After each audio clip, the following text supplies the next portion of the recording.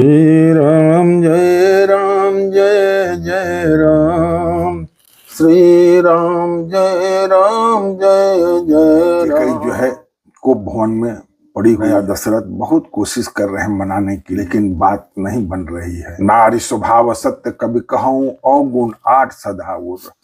आगे कथा शुरू करें हैं तो इसके पहले आप लोग हमारे चैनल को सब्सक्राइब कीजिए, लाइक कीजिए। देवी पूजी पद कमल तुम्हारे, किशोर नर मुनि सब हो ही सुखारे।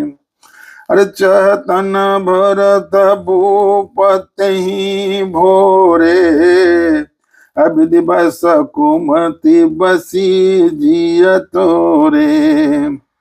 सो सब मोर पाप परिणामो, भयउ कुठार जय विधि मामो। शुभ सब साई फिर अवध सुहाई, सब गुण धाम राम प्रभुताई। करिहाई भाई सकल सेवकाई, पूयाहि तेहु पर राम बड़ाई। तोर कलंक मोर पछताओ, मुयहु न मिटाई न जायहु काओ। अब तो ही निकलाग करु सोई, लोचन ओट बैठ मुँह गोई। अजब लगी जियो काहू कर जोरी, तब लगे जन को चुका से बहोरी। फिर पछिताई हस अंतय भागी, मारसी गाय नाहरो लागे। कि देवी पूजी पद कमल तुम्हारे, किशोर नर मुनि सब हो ही सुखारे। परे उराव कहि कोट विधि, काहे करस निदान। कपट सयानी न कहते कुछ हो, जागति मां मनहु मुसान। देवी पूजी पद कमल तुम्हारे, किशोर नर मुनि सब हो ही सुखारे। भरत तो भूल कभी राजपद नहीं चाहते, होनहार बस तेरी जीभ में कुमतिया बसी है। राजा जी कह रहे हैं कि भरत को राज नहीं चाहिए, लेकिन तेरे मन में कुमति आ गई है, तेरे को में। यह सब मेरे पापों का परिणाम है, जिससे कुसमय में विधाता भी तेरी उजड़ी हुई यह सुंदर है फिर भली भांति बसेगी, और समस्त गुणों के धाम श्री राम की प्रभुता भी होगी। सब भाई उनकी सेवा करेंगे और तीनों लोगों में श्री राम की बड़ाई हो। तो केवल तेरा कलंक और मेरा पछतावा मरने पर ही मिटेगा। दशरथ जी कह रहे हैं दशरथ जी कि ये सारी चीजें होगी, ये सारी चीजें होगी, पर लेकिन तब होगी जब मैं नहीं रहूं, और तेरे माथे पर कलंक का टीका लग जाएगा या किसी तरह जाएगा। अब तुझे तो अच्छा लगे वही कर, ताकि मेरे नजरों से ओट हो जाए, और तेरे जो अच्छा लगे वह कर। मुंह छिपाकर मेरी आंखों की ओट जा बैठ, अर्थात मेरे सामने से हट जा, मुझे मुंह न दिखा। मैं हाथ जोड़ कहता हूं कि जब तक मैं जिंदा रहूं तब तक फिर कुछ ना कहना। तब तक मैं जब तक जिंदा रहूं तब तक तू मेरे सामने मत आना और न मेरे से कुछ कहना, अर्थात मुझसे न बोलना। मेरी अरे अभागिनी फिर तो अंत में पछताएगी। बता रहे, समझा रहे हैं कि तू अंत में पछताएगी, जो तू नाहुर के लिए गाय को मार रही है। राजा करोड़ों प्रकार से बहुत प्रकार समझाकर और कहकर कि तू क्यों सर्वनाश कर रही है, पृथ्वी पर गिर पड़े, पर कपट करने में चतुर के कई कुछ बोलते नहीं, मानो मौन होकर मसान जगा रही हो, श्मशान बैठकर प्रेत मंत्र सिद्धि कर रही हो। राम राम रट बिकल भुआलो, जन बिनु पंग बिहंग बेहालो। हृदय मनाव भोरी जन होई, अरमहि जाय कहे जन कोई। उदय करहु जन रवि कुल गुरु, अवध बिलोक सूल होई उरु। भूप प्रीत के कई कठिनाई, उभय अवध विधि रचे बनाई। अबिल पाता निरपहि भयो बिन सारा, बिना बेनु शंख धुनि द्वारा। पटहि बाट गुण गावहि गायक, सुनतहि निरपहि जनु लागहि सायक। अरे मंगल सकल सुहाहि न कैसे, सगामिनी विभूषण जैसे। अतः निस निंद परि नहीं काहू, राम दरस लालसा छाऊ। कि मंगल भवन मंगल हारी, अधर्वंश दशरथ यजुर बिहारी। द्वार भीर सेवक सचिव कहीं उदित रवि देख, अरे जाग वजहु न अवधपति, अरे कारण कौन अभिषेक। राज्य रामचंद्र जी का राज्य अभिषेक होने वाला है। सब गुरु लोग, सब गांव समाज राज्य सब परिजन सब जुड़े हुए हैं कि बोले कि क्या राजा हमेशा अरुणायतन, मतलब कि प्रातः काल के सुबह बेला में जग जाते हैं। आज कारण क्या है? गुरु वशिष्ठ जी कह रहे हैं कि आज क्या कारण है कि अभी तक राजा दशरथ उठे नहीं, आए नहीं। क्या करें, सुनी कथा। राजा राम राम रट रहे और ऐसे व्याकुल है जैसे कोई पंछी पंख के बिना बेहाल हो। वे अपने हृदय में मानते हैं कि सवेरा न हो। वो अपने हृदय में सूर्यवंश के राजा दशरथ जी हैं और सूर्य को अपना मना रहे कि हे प्रभु आज सवेरा मत करो, आज सुबह ही मत। न कोई आकर ही हमसे कहे कि सवेरा हो गया है, और ये बात श्री रामचंद्र से कोई मत कहे। हे रघुकुल के गुरु बड़े मूल पुरुष सूर्य भगवान क्या कर रहे हैं? हे रघुकुल के गुरु बड़े मूल पुरुष, सबसे बड़े पुरुष आपसे ही हमारी वंश चली है। सूर्य भगवान आप अपना उदय न। राजा को बेहाल देखकर आपके हृदय में बड़ी पीड़ा हुई। राजा की प्रीत और केकई की निष्ठुरता दोनों को ब्रह्मा ने सीमा तक रच कर बनाया है। अर्थात राजा प्रेम की सीमा है और केकई निष्ठुर। विलाप करते करते ही राजा को सवेरा हो गया। राजद्वार पर बीड़ा बांसुरी और शंख की ध्वनि होने लगी। भाट लोग वीरदावली पढ़ रहे हैं और गवैये गुणों का गान कर रहे हैं।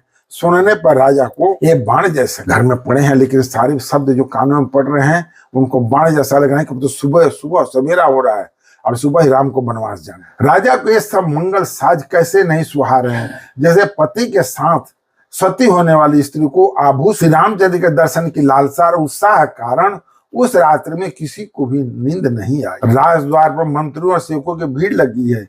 वे सब सूर्य को उदय हुआ देखकर कहते हैं कि ऐसा कौन सा विशेष कारण है कि अवधपति राजा दशरथ जी अभी तक नहीं जागे। पिछले पहर भूपनित जागा, आज हम ही बड़े अचरज लगा। अरे जाहूं सुमंत्र जगावहु जाई, कीजिए काजु रजायु सुपाई। गयउ सुमंत्र तब राव रमाही, दिखे दिखे भयावन जात डराई। अरे धाई खाई जनु खाई नहेरा, अमान विपति विषाद बसेरा। पूछे को न उतरे देव, गए जही भवन भूप के कई। कही जय जीव बैठ सिर नाई, दिखे देख भूप गति गय सुखाई। अर सोच विकल विवरण मही परयो, अर मानहु कमल मूल परिहरऊ। अरे सचिव सभीत सकही नहीं पूछी, बोली अशुभ भरी शुभ छुची। अरे परिनाराज ही निंदनिसी है तू जानो जगदीश। राम राम रटि भोर किए कहि न मरम महेश। राजा दशरथ समझ रहे हैं कि भीड़ जो सुबह हो गया है और सब लोग सोच रहे हैं कि आज कारण कौन है, क्या अवधपति कारण कौन, विशेष क्या कारण है कि अभी तक प्रभु जागे नहीं है। राजा दशरथ नहीं जगे। राजा नित्य ही रात के पिछले पहर जाग जाया करते हैं, किंतु आज हमें बड़ा आश्चर्य हो रहा है। हे सुमंत्र, जाओ, जाकर राजा को जगाओ, उनकी आज्ञा पाकर हम सब काम करें। सारा राज्य अभिषेक काम रुका हुआ है। आज अंदर की बातें कोई नहीं जानता है, अभी अंदर की बातें तो अंदर ही है। तब सुमंत्र रावले राजमहल में गए और महल को भयानक देखकर वो जाते हुए डर रहे हैं। कहते हैं कि जब विधि की विधना जब रचती है, जब कुसमय होने को होता है कि पग पग पर कुसमय दिखता है। सुमंत्र जी जो अंदर महल में घुस रहे तो ऐसा उनको डरावना लग रहा है, जैसे कहीं कोठरी में घुस रहे हैं। ऐसा लगता है मानो दौड़कर काट खाएगा, ऐसा लग रहा है कि महल काटने के लिए दौड़ रहा है। उसकी ओर देखा भी नहीं जाता, मानो विपत्ति और विषाद ने यहाँ डेरा डाल रखा है। सुमंत्र जी कहते हैं कि ऐसा लग रहा है कि इस महल के अंदर विपत्ति और विषाद का डेरा पड़ा हुआ है। जो कल का महल था वो आज नहीं है। पूछने पर कोई जवाब नहीं देता। वे उस महल में गए जहां राजा और केकई थे। जय जीव कहकर सिर नवाकर वंदना करके बैठे और राजा की दशा देखकर तो वे सुख। राजा सोच से व्याकुल है, चेहरे का रंग उड़ गया, जमीन पर ऐसे पड़े हैं मानो कमल जड़ उजड़ छोड़कर जड़ से उखड़कर मुरझाया पड़ा हो। जैसे कमल दल जो है जड़ से उखड़ गया है और जमीन पर पड़ा हुआ है और मंत्री मारे डर के कुछ पूछ नहीं सकते। तब अशुभ से भरी हुई और शुभ से विहीन केकई बोली। क्या बोलती है? राजा को रात भर नींद नहीं आई, इसका कारण जगदीश्वर ही जाने। इन्हें राम राम रटकर सवेरा कर दिया, परंतु इसका भेद राजा कुछ भी नहीं। आनहु राम ही बेग बोलाई, समाचार तब पूछहु आई। चले समुद्र राव रुख जानी, लखी कुचाल किन्नौ कुछ रानी। अरे सोच विकल मग पर न पाओ, राम ही बोल कहीं काराऊ। उर धरि धीरज गयउ दुआरे, अरे पूछाई सकल देखी मनु मारे। अरे समाधान करी सो सबही का, गयउ जहां दिन कर कुल टीका। राम सुमंत्र ही आवत देखा, आदर किन्ह पिता समलेखा। अनिरखी बदन कई भूपर जाए, रघुकुल दीप ही चले लेवाई। राम कुभाति सचिव संग जाही, देखी लोग जहाँ बिलखाही। अरे जाई देखी रघुवंश मणि, नरपति निपट कुशाज। सामी परे उलख सिंह नहीं, अमानव वृद्ध गजरा।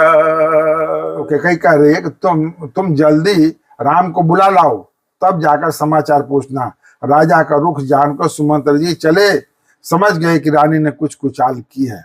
सुमंत्र जी मंत्री हैं इतने बड़े राजा के, और वो सब कुछ समझ गए देख कर ही। सुमंत्र सोच से व्याकुल है, रास्ते पर पैर नहीं पड़ता, आगे बढ़ा नहीं जाता। सोचते हैं राम जी को बुलाकर राजा क्या कहेंगे। किस तरह हृदय में धीरज धरकर वे द्वार पर गए। सब लोग उनको मन मारे उदास देकर पूछने लगे। सब लोगों का समाधान करके किसी तरह समझा बुझाकर सुमंत्र वहां गए जहां सूर्यकुल के तिलक श्री रामचंद्र जी। श्री रामचंद्र ने सुमंत्र को आते देखा तो पिता के समान समझकर उनका राजा की आज्ञा सुनकर वे रघुकुल के दीपक श्री राम जी को अपने साथ लिवा चले। श्री रामचंद्र मंत्री के साथ बुरी तरह से बिना किसी लवाज में के जा रहे हैं, उन्हें बड़ी तेजी से जा रहे हैं। क्या बात है, पिताजी बुला रहे हैं। यह देखकर लोग जहां तहां विषाद कर रहे हैं। रघुवंश मणि श्री रामचंद्र ने जाकर देखा कि राजा अत्यंत बुरी हालत में पड़े हैं, मानो सिंहनी को देखकर कोई बूढ़ा गजराज सहम कर गिर पड़ा। सुख ही अधर जराए सब अंगो, मनहु दीन मन ही न भुवंगो। असुर समीप देख के कई, मनहु मीच घरि गाने ले। अरे करुणामय मृदो राम स्वभाव, अप्रथम देख दुख सका न काहू। तदपि धीर धरि समय विचारी, पूछे मधुर बचन महतारी। आर मोहि कहो मात तात दुख कारण, करे वो जतन जेहि होई निवारण। सुना हो राम सब कारण ये हो, राज तुम पर बहुत सने हो। देन किन्नसी मोहि दुई बरदाना, मांगे जो कुछ मोहि सुहाना। सो सुनी भय भूप और सोचो, छाड़ी न सकहीं तुम्हार संकोचो। सुत स्नेह इत बचन उत, संकट परे नरेश। अर सकाहूं तयायुष धरहूं सिर, अमेटहूं कठिन कले। इस रामायण की ही एक चौपाई है कि बायस विवश भूत मतवारे, ये नहीं बोले बचन समारे। अब उसको ये नहीं पता है किस बात से किसको सुख हो रहा है, किस बात से किसको दुख हो रहा है। जो मन में आ रहा है कही जा रहा है। क्या अच्छा होगा, क्या हानि होगा, क्या लाभ होगा, क्या नाश होगा, क्या विनाश होगा, इसकी कोई चिंता नहीं। राजा की ओर सुख रहे हैं, सारा शरीर जल रहा है, मानो मणि के बिना सांप दुखी हो रहा है। पास ही क्रोध से भरी केकई को देखा, मानो साक्षात मृत्यु ही बैठी, राजा के जीवन की अंतिम घड़ियां गिन रही हो। श्री रामचंद्र का स्वभाव कोमल और करुणामय है। उन्होंने अपने जीवन में पहली बार यह दुख देखा। इससे पहले कभी उन्होंने दुख सुना भी न था। तो भी समय का विचार करके हृदय में धीरज धरकर उन्होंने मीठे वचनों से माता केकई से पूछा, हे माता, मुझे पिताजी के दुख का कारण कहो, ताकि जिससे उसका निवारण हो, दुख दूर हो। वह यत्न किया जाए। कि कहा, हे राम सुनो, सारा कारण यह है कि राजा का तुम पर बहुत स्नेह है। उन्होंने मुझे 2 वरदान देने को कहा था। मुझे जो अच्छा लगा वही मैंने मांगा। उसे सुनकर राजा के हृदय में सोच हो गया, क्योंकि तुम्हारा संकोच नहीं छूटा। इधर तो पुत्र का स्नेह और उधर वचन। राजा इसी धर्म संकट में पड़ गए हैं। यदि तुम कर सको तो राजा की आज्ञा शिरोधार्य करो और इनके कठिन कलेश को मिटाओ। रानी ने कह दिया, एक तरफ राज्य धर्म है, एक तरफ वचनबद्ध है, प्रतिज्ञाबद्ध है, और दूसरे तरफ तुम्हारा प्रेम है। यही कारण है राजा का दुख का। ये तुमसे अतिशय प्रेम करते हैं वो, इसीलिए अपने राजधर्म भूल चुके हैं, अपने वचन, अपनी प्रतिज्ञा सब भूले। तो आज की कथा हम लोग